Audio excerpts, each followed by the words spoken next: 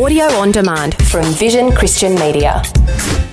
Exploring faith and the future.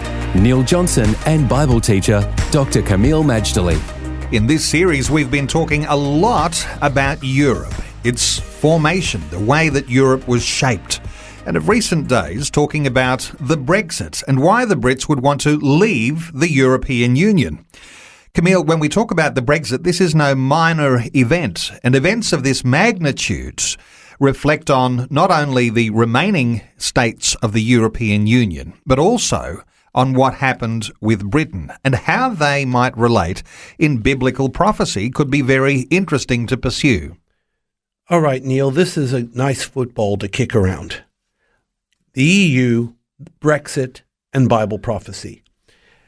Let's put it this way. The average evangelical, Pentecostal, Bible-believing Christian, if they've studied the topic of end-time prophecy, probably are geared up for what was called a world empire that's a revived Roman Empire with a European Antichrist. That's usually what a lot of people in our part of the world or our part of Christendom would think. Popularized by the late great Planet Earth, published in 1970, and other things.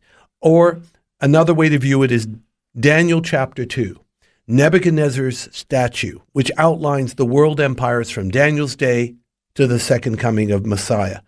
And the final world empire is called legs of iron, feet of iron and clay.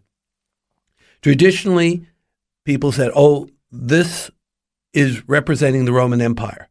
And the two legs represent the Eastern Roman Empire and the Western Roman Empire. And then the feet and toes of the statue are the end of the empire. Basically, the empire devolves into 10 regions and things like that. Does Brexit support this kind of interpretation, or does it undermine it? Because, after all, with Britain being the fourth largest army and the fourth or sixth biggest economy in the world pulling out of the EU, how much is it going to keep the EU going, especially that even Germany, of all places, struggles financially? If the EU falters, I'm not saying it will, but if it does, then what happens to this interpretation of a revived Roman Empire and fulfilling prophecy in the European Antichrist? It's a good question, because either the EU will push on tenaciously with this ever closer union or a superstate or a US of Europe, or they won't be able to do it. They'll be economically crippled, there'll be uncontrolled migration, there'll be chaos, and then something else will succeed it. Now, one scholar that I'm aware of does propose something else. They say quit looking for a European Antichrist and a revived Roman Empire, because when you read Bible prophecy, a lot of the countries mentioned in those prophecies are nowhere in Europe. They are in the Middle East. Faith and the future with Neil Johnson and Dr. Camille Majdali from Teach All Nations.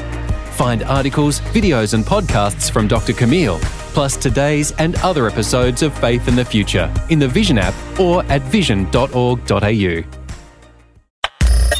Thanks for taking time to listen to this audio on demand from Vision Christian Media. To find out more about us, go to vision.org.au.